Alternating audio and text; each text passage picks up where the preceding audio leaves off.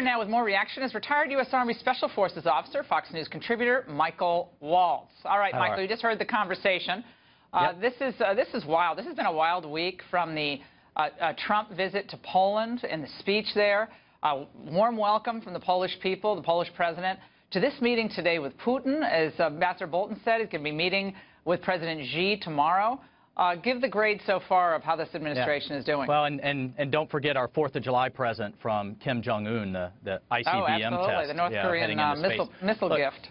I share the ambassador's skepticism. Look, anyone who's dealt with the Russians, whether overseas or back in Washington, know that they never give anything for free, ever.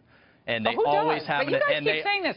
Who gives anything up unless it's in their national interest? The United States? If we do, that's dumb. No, Does China? Absolutely not. We're dealing with a country that wants to assert its national interest. We have our own national interest. Trump and Tillerson are saying, what can we do together, even though we disagree on all this other stuff?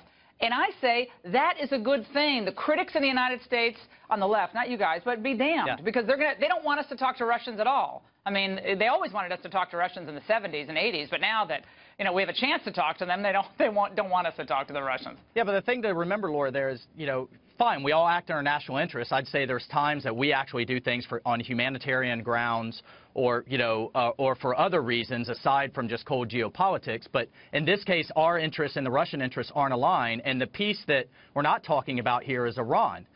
Russia is aligned with Iran. They're linked at the hip in Syria.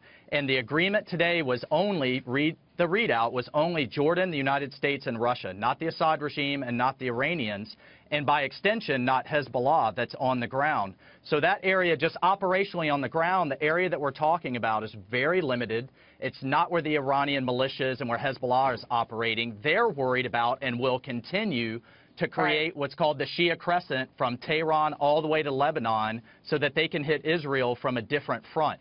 So I'm just very concerned that we kind of have this false sense of security here. No, I get and the Assad regime and the Iranians are running amok. Yeah, here's my point, is that sometimes it's baby steps. I don't think anyone thought we were going to come out of this G20 and they're going to be linking arms saying, you're right, we're going to do regime change together in Syria. That was never going to happen. We're going to have to use our leverage with Russia. The leverage that we have, maybe it's natural gas is going to be part of it, maybe trade's going to be part of it, but we're going to have to use the leverage we have to de-escalate a horrific situation in both North Korea and Syria. That is a heavy lift given what we know Russia wants, which is different in some regard than what we want, although we both like to get rid of ISIS, which is a big deal. That's fine, but again, the Russians, I think, are going to make us feel like we got something over here, and meanwhile, they want us to forget about Crimea, forget about Ukraine, forget about a number of other things they're doing that's not in our interest. Want to go to war for Ukraine? Do you really? Are we going to send American troops into the Ukraine? I mean, I love the Ukraine. I've been there with the Soviets. Laura, but I'm sorry. The idea that Donald Trump, who ran on non-interventionism, is going to, on just the issue of the Ukraine, get us involved in a huge military operation. I just don't see it. I don't see the popular support for that. Laura, nobody's saying go to war over Ukraine. Let me be clear. But at the same time, this line of thinking that you mentioned, the ambassador, is incredibly dangerous. No one wanted to go to war over the Czech Republic either in the Sudetenland when the Nazis started taking little pieces bit by bit. And we had this kind of notion in the West of let's not confront, it's not worth it, it's not worth it. At some point, you have to draw a line, and at some point, it is in our interest to stand up. Is Europe going to be part of drawing a line, or is Europe going to have any involvement here? Or are we going to lift the load again? I am all for getting the Europeans to step up to the plate. About the Ukraine. I was in Afghanistan with them when they fell woefully short.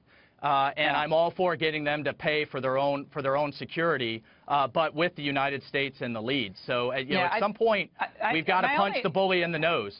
I get what you're saying. Believe me, I understand it. My concern is it's not 1985. It's not 1995.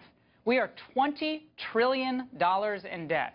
The more involved militarily we've gotten in the Middle East, the less powerful, less influential, less wealthy, more depleted our military has gotten. So we got to get this economy going at home before we start like, hey, we're going to stop the Ukraine, then we hope we get help from Europe. We might not get help. I think we're living in a different economic world, and we can we have to remember that. We can't just act like we're dealing with surpluses as far as the eye can see. The people have to pay for this.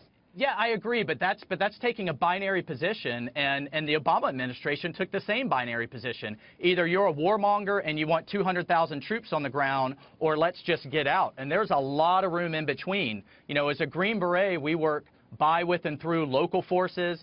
There's proxies on the ground. There's cyber, there's covert means where we could affect the space in our national interest. Well, I'm all for all of that. So this is not putting 200,000 boots on the ground for Crimea, but this is about using those other levers to take a stand against Putin's constant march towards, you know, challenging us as a superpower.